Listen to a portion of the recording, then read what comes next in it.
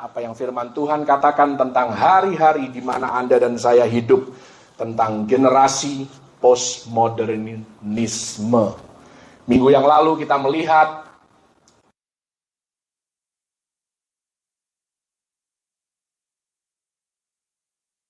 generasi remaja yang hidup hari ini berkata bahwa mereka tidak punya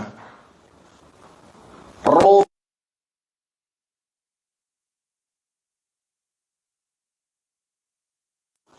Kalau mereka tidak punya panutan yang baik di dalam hidup mereka, kepada siapa mereka harus belajar?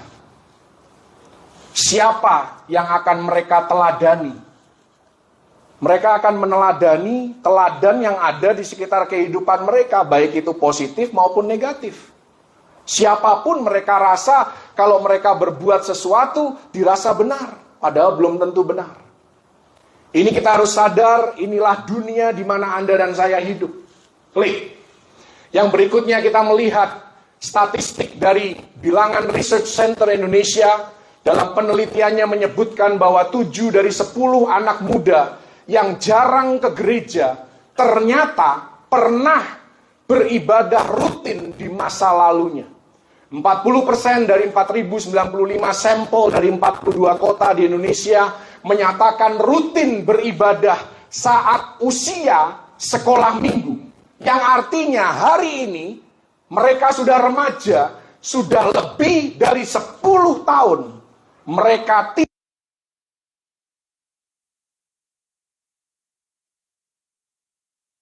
keluarga kita sendiri, bahwa gereja bukan lagi hal yang penting. Ibadah bukan lagi prioritas utama di dalam kehidupan anak-anak kita. Dan saya berdoa, semoga apa yang saya katakan ini salah bagi keluarga Anda dan saya. Kalau Anda masih punya anak remaja yang ikut ibadah Anda saat ini, Anda patut bersyukur. Karena banyak keluarga sudah kehilangan kontak, kehilangan ikatan batin dengan anak-anak remaja mereka.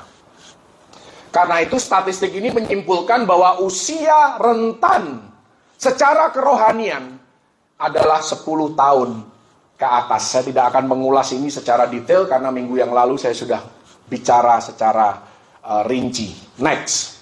Ada satu statistik lagi yang saya mau tunjukkan sebagai pengantar firman Tuhan hari ini tentang remaja, tentang anak muda. 28,2% berpendapat bahwa banyak kegiatan menarik di luar gereja. 21,2% menganggap kepemimpinan secara umum ataupun kepemimpinan gereja secara khusus itu buruk. Karena itu kalau Anda perhatikan banyak anak muda hari-hari ini anti otoritas. Mereka tidak mau dikekang oleh aturan. Apa itu aturan? Siapa yang buat aturan? Aturan itu dibuat untuk dilanggar. Itu pola pikir mereka. 12% menganggap bentuk ibadah tidak menarik. 11,2% merasa banyak kemunafikan di dalam gereja. Ini berkaitan dengan surveinya George Barna tadi. Bahwa karena mereka tidak punya panutan yang positif. Teladan yang baik dalam hidup mereka. Orang-orang di sekitar kehidupan mereka cuman pandai mengutip ayat Alkitab, tetapi tidak mampu untuk menghidupinya. Karena itu mereka merasa bahwa gereja itu munafik. Buat apa aku ada di tengah-tengah orang yang munafik? Tanpa menyadari bahwa dirinya sendiri mungkin munafik. Tapi mereka kan mau menangnya sendiri. Anak muda hari ini tidak bisa ditentang. Kalau Anda merasa orang gereja itu munafik, jangan pergi ke gym. Karena di gym juga tidak semuanya six pack. Banyak orang munafik di gym. Jadi jangan pergi ke gym untuk membentuk otot Anda. Diam aja di rumah. Beli alat sendiri. Karena kita semua di gereja sedang work in progress. Kita semua sedang dalam proses pembentukan. Maklum kalau ada kemunafikan. Haleluya. Ini beberapa statistik yang akhirnya disimpulkan secara rata-rata 62% anak muda menganggap gereja tidak menarik dan tidak cocok untuk mereka. Tapi bukan berarti firman Tuhan diam terkait hal ini, karena firman Tuhan banyak berbicara tentang kehidupan zaman saat ini. Dan kita harus mengerti, kita harus mendalami kebenaran firman Tuhan tentang apa yang dikatakan di dalam firman Tuhan terkait zaman postmodernisme. Agak susah ngomongnya. Kita perlu terbeban dengan generasi saat ini. Statistik yang menyedihkan, baru saja kita lihat, kerohanian yang tidak jelas, karakter yang progresif, tetapi mengarah ke arah yang negatif. Anda dan saya, sebagai orang karismatik, tidak cukup hanya untuk mendoakan generasi muda zaman sekarang, tetapi kita harus diperlengkapi untuk menghadapi mereka. Kita harus bisa berargumen dengan mereka. Kita harus bisa bertukar pikiran dengan mereka. Kita tidak bisa hanya ngomong ya pokoknya seperti ini. Firman Tuhan ngomongnya seperti ini. Anak muda zaman sekarang tidak cukup dikasih tahu firman Tuhan. Anda harus bisa menjelaskan kenapa firman Tuhan menyuruh seperti itu. Anda harus bisa menampung apa sih yang di benak mereka, di otak mereka itu apa. Dan Anda harus bisa berargumen. Anda nggak bisa cuman ngomong sama mereka dengan emosi. Anda harus bisa connect. Menyampaikan argumen-argumen yang logis. Karena ini mereka generasi yang sangat rasionalis. Kita harus bisa berdampak dalam hidup mereka. Bukan sekedar berkata-kata.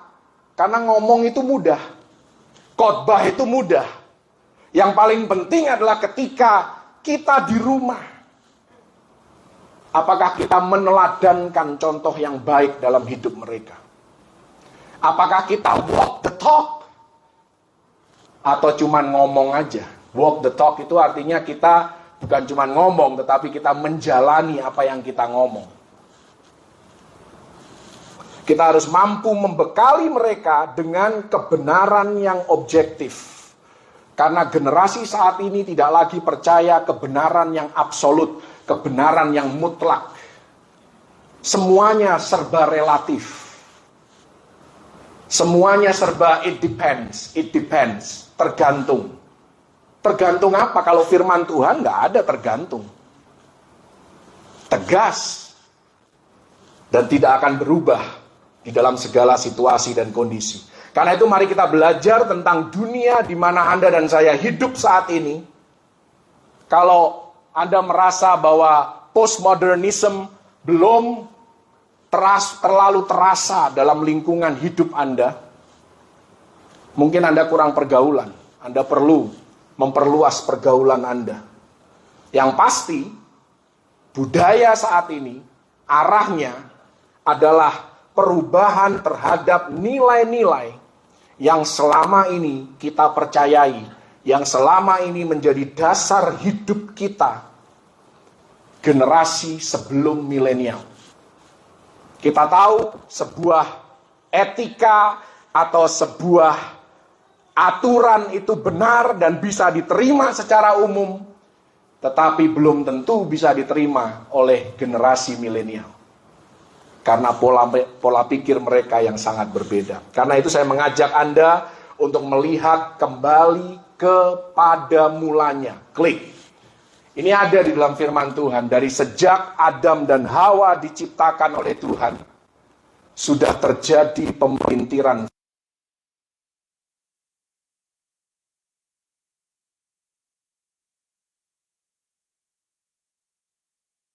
Darat yang dijadikan oleh Tuhan Allah. Ular itu berkata kepada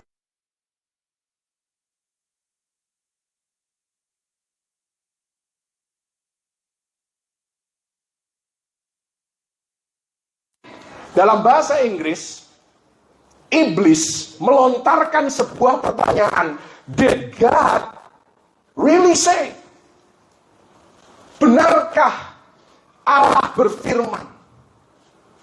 Dan inilah yang menjadi dasar dari semua pertanyaan postmodernisme. Benarkah firman Tuhan berkata demikian? Benarkah Tuhan berfirman seperti yang kamu ngomong? Dan semuanya menjadi ragu. Benar nggak ya? Apa aku salah baca ya selama ini ya? Apa aku salah mengerti ya selama ini ya? Inilah ciri khas daripada postmodernisme. Memunculkan keraguan.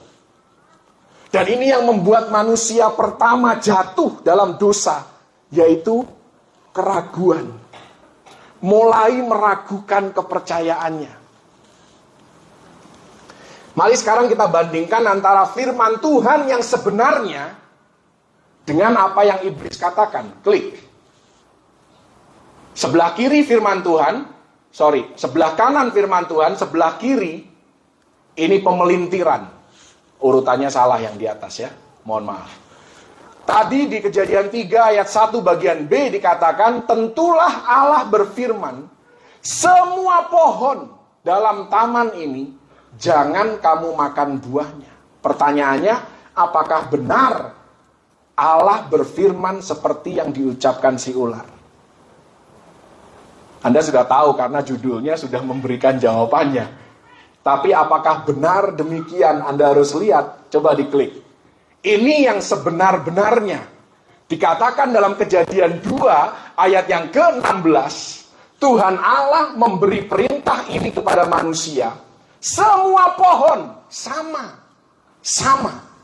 Tapi lanjutannya beda. Dalam taman ini boleh kau makan buahnya dengan bebas. Jujur, berapa banyak di sini yang baru ngeh bahwa dua ayat ini beda. Anda yang bergaul intim dengan firman Tuhan pun belum tentu melihat dua perbedaan ini loh. Saya percaya di sini tampang-tampangnya itu rohani semuanya. Baca Alkitab setiap saat, setiap waktu. Pertanyaannya, apakah kita sekritis iblis di dalam membaca firman Tuhan? Mirip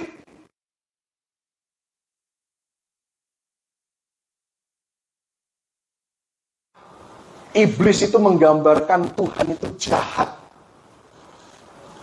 Tuhan itu kejam.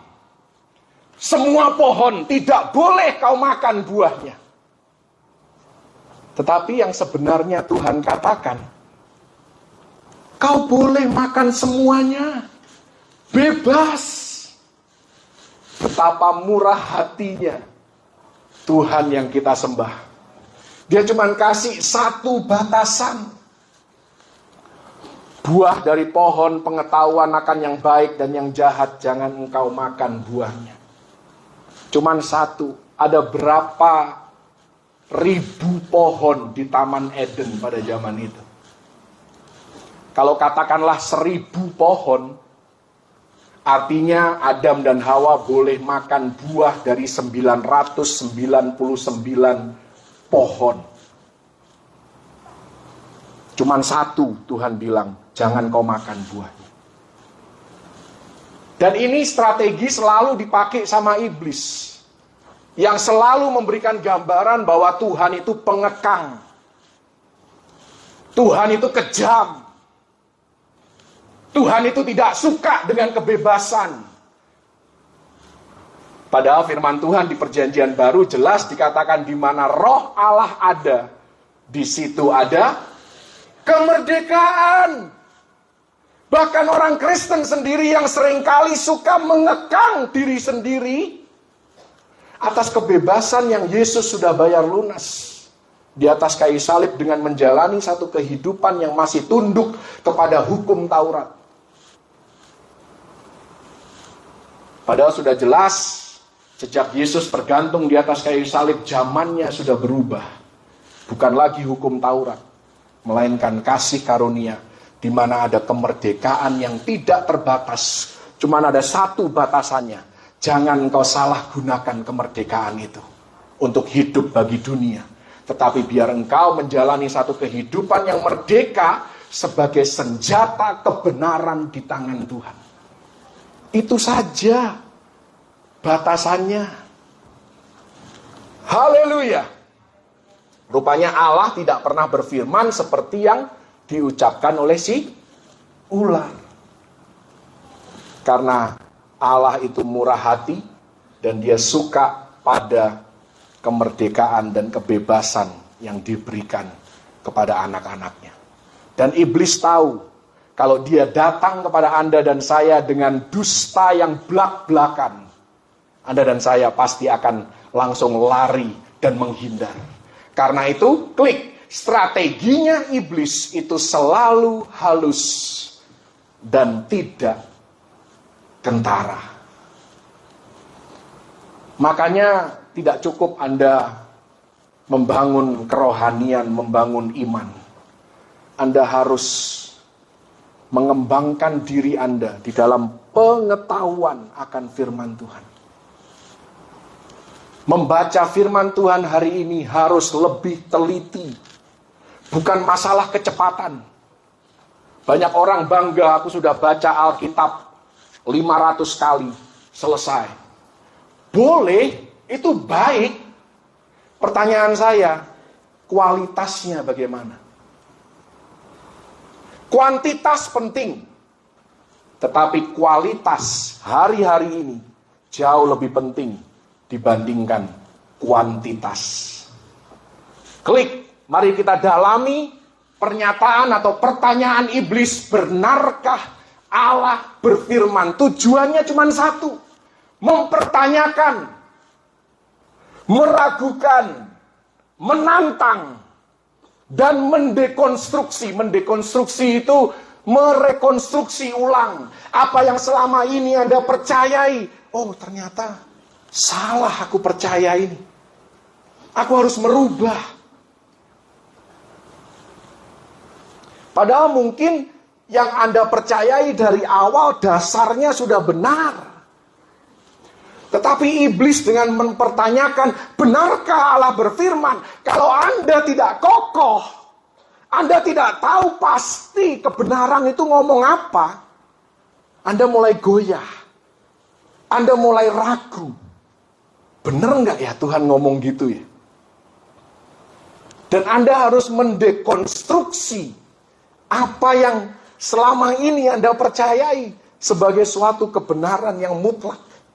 Tujuannya adalah menyerang pikiran manusia dan memancingnya untuk berpikir ulang. Menarik. Coba kupikirkan lagi.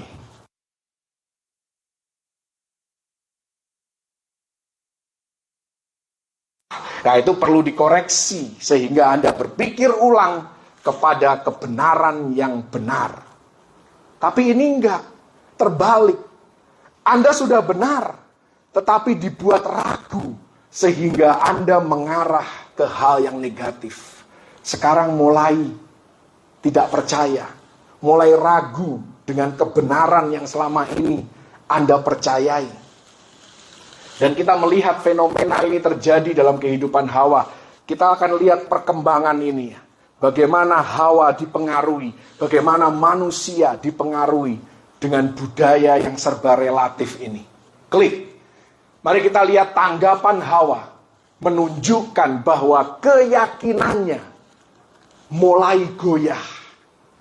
Kemampuan Hawa untuk membedakan mana yang benar, mana yang salah mulai menyusut. Kepercayaannya kepada Allah mulai goyah. Dan responnya tidak sepenuhnya akurat. Kita lihat responnya Hawa. Saut perempuan itu kepada ular itu, buah pohon-pohonan dalam taman ini boleh kami makan. Benar. Itu benar. Sejauh ini benar. Tetapi tentang buah pohon yang ada di tengah-tengah taman, Allah berfirman, jangan kamu makan, ini pun benar. Tapi kemudian muncul frase yang berkata, ataupun raba buah itu. Tuhan tidak pernah ngomong tentang meraba buah. Tidak pernah. Anda cari ayatnya. Tuhan tidak pernah melarang manusia meraba buah pohon pengetahuan yang baik dan yang jahat. Ini ditambahin sendiri sama Hawa. Yang Tuhan ngomong itu di sebelah kanan.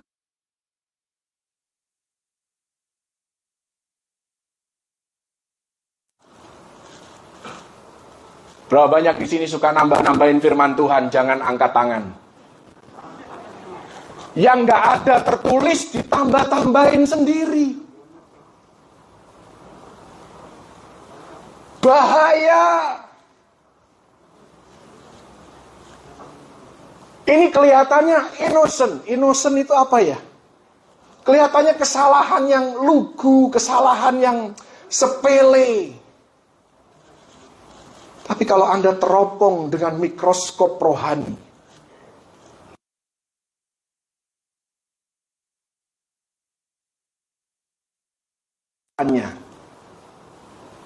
firman Tuhan yang jelas, dia mulai tambah-tambahin sendiri. Karena ragu. Kemudian dia bilang, nanti kamu mati. Urusan mati ini kayaknya, Hawa ini kayak ngentengin gitu loh. Menggampang, kayaknya lemah. Kata-katanya Hawa itu lemah. Padahal di sebelah kanan Tuhan berkata, pastilah engkau mati. Kuat, strong, sharp, tajam, fokus, pasti engkau mati. Kalau Hawa karena keyakinannya sudah mulai goyah, dia bilang, nanti kamu mati. Ada firman Tuhan yang tegas, kita bikin lunak. Yang jelas, ditambah-tambahin. Itu bagian dari Anda dan saya, ini ketularan dari manusia yang pertama itu. Suka nambah-nambahin yang tidak ada tertulis. Makanya sudahlah, kalau bicara kebenaran, jangan melampaui apa yang tertulis. Ada ayatnya, 1 Korintus 4 ayat yang ke-6. Saya tidak menentang penglihatan, saya tidak menentang mimpi, karena Tuhan sanggup berbicara melalui penglihatan dan mimpi. Tetapi peringatan saya bagi Anda, Jemaat Mount Hermon, jangan melampaui apa yang tertulis. Anda dapat penglihatan, cek sesuai nggak dengan firman Tuhan. Jangan bikin firman Tuhan yang baru dengan penglihatan Anda. Jangan bikin ayat yang baru dengan nubuatan yang Anda terima yang belum tentu benar. Jangan nambah-nambahin pasal yang baru dengan mimpi yang engkau rasa ini dari Tuhan, yaitu perasaanmu. Cocok gak dengan firman Tuhan?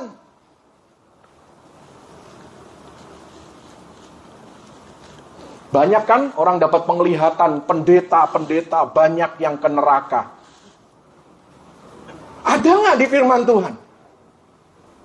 Selalu pakainya Matius 7 ayat 21 sampai 23. Yang berkata, Tuhan, Tuhan, aku melakukan mujizat demi namamu. Demi nama siapa? Demi nama Tuhan, bukan demi nama Yesus. Orang ini bukan orang yang percaya kepada Yesus, tapi percaya kepada Tuhan. Tuhan mereka belum tentu Yesus. Semua orang beragama panggil Allah mereka Tuhan. Orang Buddha juga manggilnya Tuhan. Orang Hindu manggilnya Tuhan. Orang Islam pun manggilnya Tuhan. Jadi spesifik dong. Yesus. Haleluya. Saya jadi marah-marahin. Intinya adalah hati-hati bagi yang suka menambahkan atau memelintir ayat Alkitab dari bunyi yang sebenarnya. Setelah memelintir firman Tuhan, apa yang dilakukan iblis berikutnya? Klik. Iblis melontar.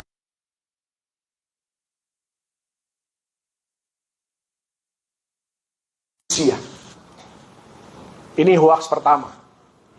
Dan Anda tahu hoaks itu lebih mudah dipercaya ketimbang kebenaran. Dan lebih cepat menyebar dibandingkan kebenaran. Karena itu hati-hati setiap kali Anda terima broadcast di dalam WhatsApp Anda. Tidak semuanya benar. Haleluya. Apa hoaks pertama dalam sejarah manusia? Ular berkata kepada perempuan itu, sekali-kali kamu tidak akan mati.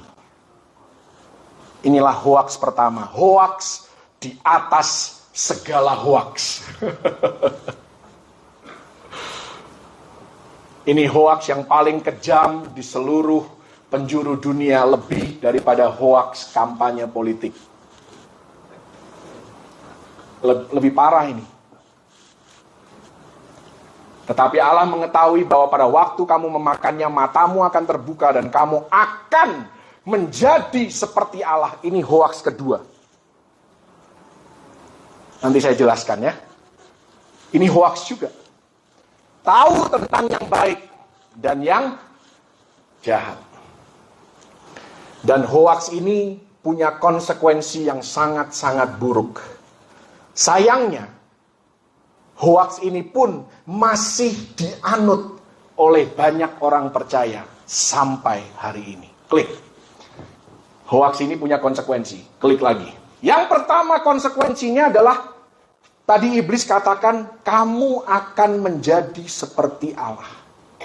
Kalau Anda membaca di dalam Kejadian 1 ayat 26, ketika Tuhan menciptakan Anda dan saya, kita memang diciptakan seperti Allah. Bukan akan menjadi seperti Allah. Anda dan saya memang diciptakan seperti, serupa, segambar dengan Allah. Bahkan di situ dikatakan kita harus berkuasa atas makhluk ciptaan yang lainnya. Kata berkuasa itu artinya menjadi perwakilan kerajaan Allah di muka bumi. Itulah Anda dan saya. Jadi kita tidak perlu berusaha untuk menjadi seperti Allah. Anda dan saya memang seperti Allah. Makanya kalau orang dunia melihat Anda dan saya, seharusnya Anda dan saya adalah seperti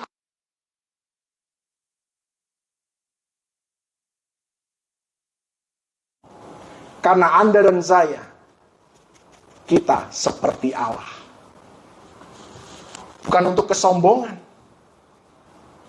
Tetapi memang kitalah duta besar kerajaan Allah di muka bumi ini. Haleluya. Anda diomongin seperti Allah kok tegang banget mukanya ya. Waduh, ini beban yang besar. Ini misi yang mustahil. Memang mission impossible kalau Anda tidak bergantung kepada Tuhan. Kalau Anda berjalan sendiri, suka-suka hati sendiri, memang rasanya tidak mungkin. Tapi kalau Anda mengandalkan Tuhan lebih dari segalanya, maka Dia yang menetapkan langkah-langkah orang yang hidupnya berkenan kepadanya. Dan hoaks ini juga membuat Hawa akhirnya berpikir bahwa ternyata Tuhan itu selama ini menyembunyikan sesuatu. Ada sesuatu yang Tuhan gak kasih tahu. Perkataan iblis membuat Hawa berpikir seperti itu. Padahal kebenarannya adalah Allah tidak pernah menyembunyikan apapun dari manusia. Tidak pernah.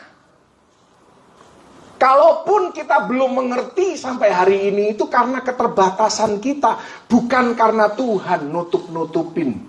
Bukan. Tapi Hawa merasa seperti itu. Dia mulai meragukan kebaikan Allah. Mungkin ada kebaikan yang lebih daripada yang Tuhan kasih kepadaku. Itulah konsekuensi daripada hoax. Hoaxnya iblis. Yang kedua, konsekuensinya adalah klik. Sekarang manusia fokus pada usahanya sendiri untuk bisa memenangkan kemurahan Allah. Seolah-olah perkenanan Allah ini harus diperjuangkan. Harus dipergumulkan. Aku harus menyuncurkan darah untuk bisa berkenan kepada Tuhan. Fokusnya pada usaha manusia. Seolah-olah Tuhan itu tidak cukup mengasihi kita. Seolah-olah kasihnya Tuhan itu bersyarat. Dan ini sampai hari ini pun terjadi. Berapa banyak orang percaya yang merasa harus berusaha, berjuang, dan bergumul untuk memperoleh kemurahan Allah dengan kekuatannya sendiri. Saya pernah ngomong di sini, doa Anda dijawab atau tidak dijawab, tidak ada hubungannya dengan prestasi hidup Anda. Semuanya berdasarkan kemurahan hati Tuhan. Kalaupun setelah Anda berbuat baik, doa Anda dijawab, saya berani bilang itu kebetulan. Kebetulan ilahi. Tapi itu kebetulan, kebenaran yang lemah. Kenapa? Itu gampang sekali didebat. Ada orang lain yang mungkin berkata, oh aku habis jatuh dalam dosa. Tapi doaku juga dijawab tuh sama Tuhan. Bagaimana Anda menjelaskan kebenaran ini? Yang satu habis berbuat baik, doanya dijawab, puji Tuhan. Memang seharusnya demikian. Tapi ada juga yang baru berbuat salah, berdoa, tapi dijawab juga sama Tuhan. How do you explain that? Bagaimana Anda menjelaskan itu? Dan Anda tidak boleh juga menyimpulkan kalau gitu aku hidup suka-suka aja lah. Toh doanya aku nggak ada hubungannya dengan perbuatan baikku. Kalau Anda orang percaya, Anda tidak akan mau hidup suka-suka. Kalau Anda masih mau hidup suka-suka, Anda belum orang percaya. Itu kebenarannya. Makin bingung. Dan biar makin lapar, nggak apa-apa, saudara. Makanya kalau kita datang kepada Tuhan hari ini, datanglah seperti anak datang kepada Bapa. Bukan datang sebagai pengemis di hadapan Tuhan. Saya tidak mengajarkan Anda menjadi orang yang sombong, tidak. Tapi Anda dan saya sudah diangkat anak. Anak. Bukan hanya anak, mempelai. Tuhan itu loh tidur sama kita. Dan itu sah.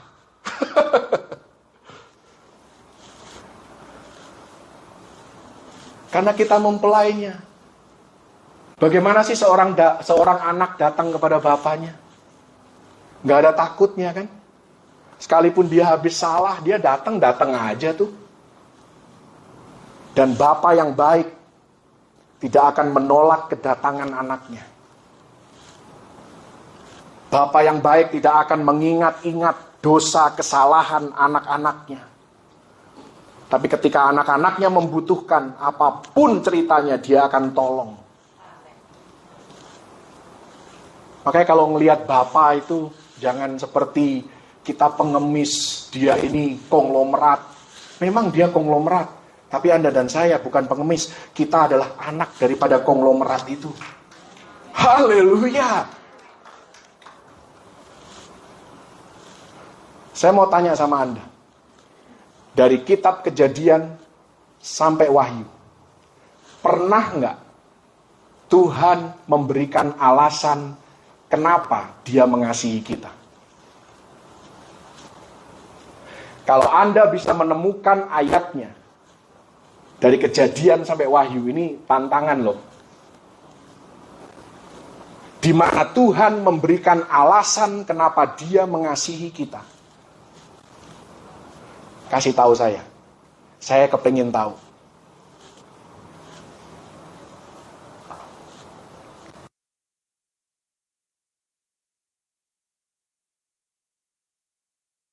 Si alasan ini loh, aku mengasihi kamu karena.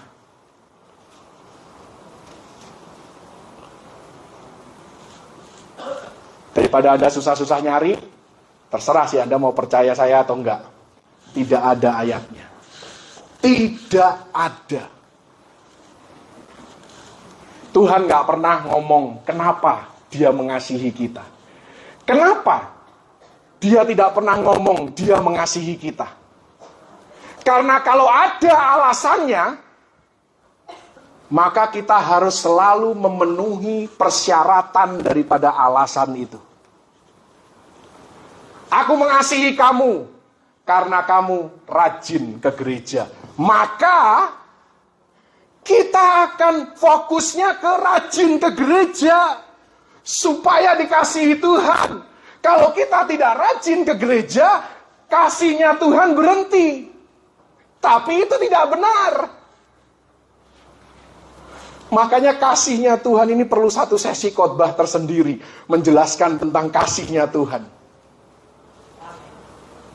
Makanya suami dan istri pun, calon pengantin, suami dan istri harus saling mengasihi tanpa alasan. Garis bawahi, tebalin, besarin kata tanpa alasan. Karena begitu ada alasan, Anda kasihnya bersyarat. Selama kamu ramping, aku cinta sama kamu. Oh, kalau kamu lagi dandan, kamu pakai gaun pesta, aku cinta banget sama kamu. Itu bersyarat. Begitu dia pakai baju tidur, daster, Anda tidak lagi cinta sama istri Anda. Karena ada alasannya. Makanya Tuhan gak pernah kasih kita alasan kenapa Dia mengasihi kita. Itulah dahsyatnya kasih Tuhan. Dia mengasihi kita tanpa alasan. Wow. Saya udah menyimpang nih saudara. Klik terakhir. Yang ketiga. Hoaksnya iblis ini konsekuensinya adalah membuat manusia sekarang mengejar hikmat dengan cara yang salah. Kita maunya semuanya instan, tidak perlu bayar harga. Aku gak mau belajar, tapi aku mau pintar.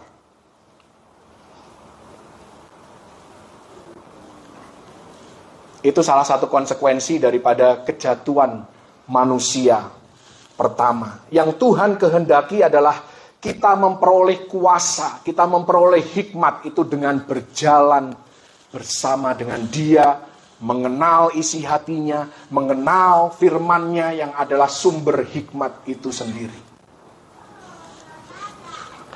Oke, saya harus cepat klik.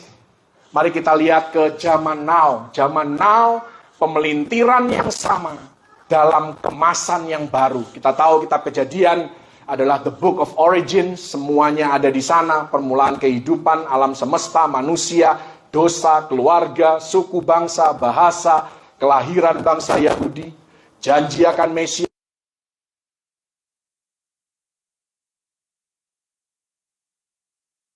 asal muasal dari segala dusta yang ada. Klik.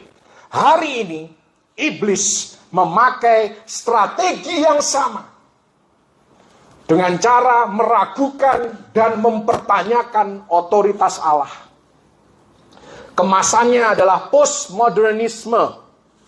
Sifat dasarnya mempertanyakan, memunculkan skeptisisme, keraguan, membuat Anda berpikir ulang. Klik. Inilah dunia di mana generasi muda saat ini hidup. Dunia yang berpendapat soal gender, jenis kelamin yang tidak sesuai dengan pandangan gereja. Kita sudah lihat minggu yang lalu. Apa akibatnya ketika generasi muda hilang dari gereja? Ada konsekuensinya. Ini konsekuensinya. Jenis kelamin sudah tidak jelas. Anda tidak bisa lagi membedakan hanya laki-laki dan perempuan. Jenis kelamin itu terserah yang punya jenis kelamin. Papa mamanya pun tidak bisa menentukan, oh ini anakku perempuan, ini anakku laki-laki. Terserah dia merasa dirinya laki-laki atau perempuan. Itu hak asasi manusia daripada anak itu sendiri.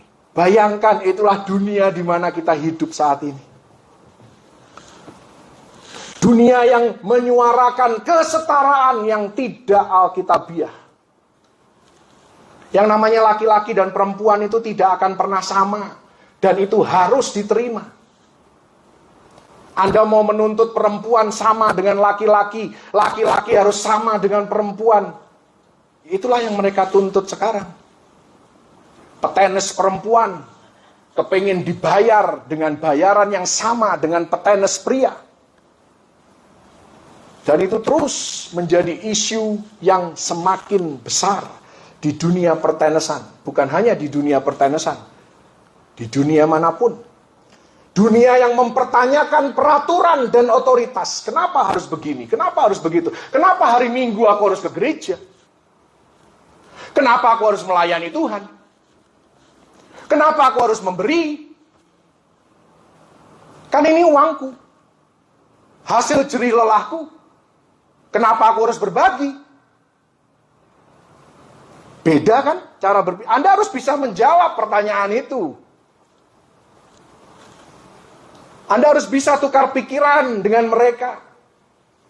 Memberikan contoh-contoh dalam kehidupan nyata. Orang-orang yang setia dan orang-orang yang tidak setia kepada Tuhan. Memandang isu-isu moral dan sosial dengan perspektif yang bertentangan dengan firman Tuhan. Itu sudah terjadi. Menganggap gereja dan ibadah bukan lagi prioritas utama. Dan saya mau katakan kepada Anda dan saya, klik, selamat datang di dunia postmodern. Lalu apa solusinya? Dengan cepat saya berikan solusinya. Masih banyak solusi-solusi yang lain. Ini tidak cukup selesai dalam satu kali khotbah. Klik, solusinya adalah salah satunya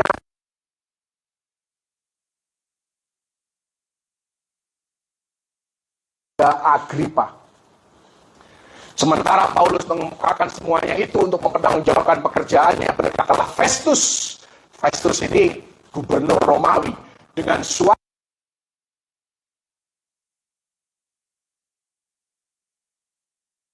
engkau gila. Tetapi Paulus menjawab, aku tidak gila, Festus yang mulia. Aku mengatakan kebenaran dengan pikiran yang sehat. Solusinya ada di berikutnya. Klik. Bagaimana menghadapi generasi postmodern. Di dalam parenting, di dalam kita menjadi orang tua, di dalam pemuritan, di dalam perkembangan gereja ke depan, kita harus bisa menyeimbangkan yang namanya hal-hal rohani dengan worldview.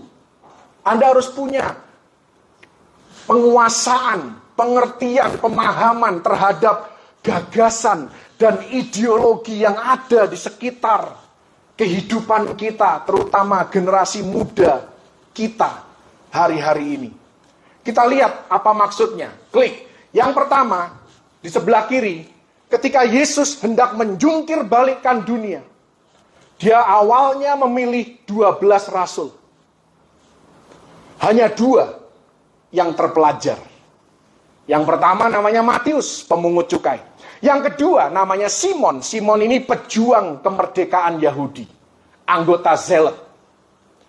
Tetapi 10 lainnya tidak terpelajar. Makanya ketika mereka dihadapkan kepada mahkamah agama, dalam Kisah Rasul 4 ayat 13, mereka terheran-heran. Petrus dan Yohanes ini kan tidak terpelajar. Apa yang terjadi? Penyebaran Injil terbatas. Sampai Tuhan membangkitkan satu orang. Namanya Klik. Rasul Paulus. Seorang yang cerdas. Seorang yang terpelajar. Seorang yang bisa diterima di Yahudi maupun di Romawi. Dan dia pun menguasai budaya Yunani. Orang pintar ini. Ngeroh tapi pintar. Kombinasi yang jempol. Kalau sekarang ini banyak yang timpang orang Kristen ini. Yang ngeroh banget. Nggak ngerti Alkitab. Ngawur pengertian Alkitabnya, mohon maaf. Ada yang pintar sekali dalam hal Alkitab. Tapi nggak ngeroh sama sekali. Malah menentang pekerjaan-pekerjaan Roh Kudus. Ada juga. Saya mau jemaat Mount Hermon, mari kita ada di tengah-tengah 2 ekstrim ini. Haleluya! Begitu Rasul Paulus dibangkitkan, penyebaran Injil tidak bisa dibendung lagi. Jadi jangan bilang bahwa pengetahuan itu tidak penting. Yang membuat gereja kuat itu bukan ngerohnya, tetapi pengajarannya. Ngeroh penting, karena rohani kita perlu dikasih makan. Tapi bukankah firman Tuhan juga katakan, kasihilah Tuhan Allahmu dengan segenap akal budimu. Bukan cuma dengan hati. Pakai akal. Logis enggak? Bisa enggak kita menalarkan firman Tuhan? Bisa enggak kita berargumentasi ayat Alkitab dengan benar tentunya? Klik yang terakhir. Mari kita terus mengupgrade diri supaya bisa meresponi dengan baik pertanyaan, benarkah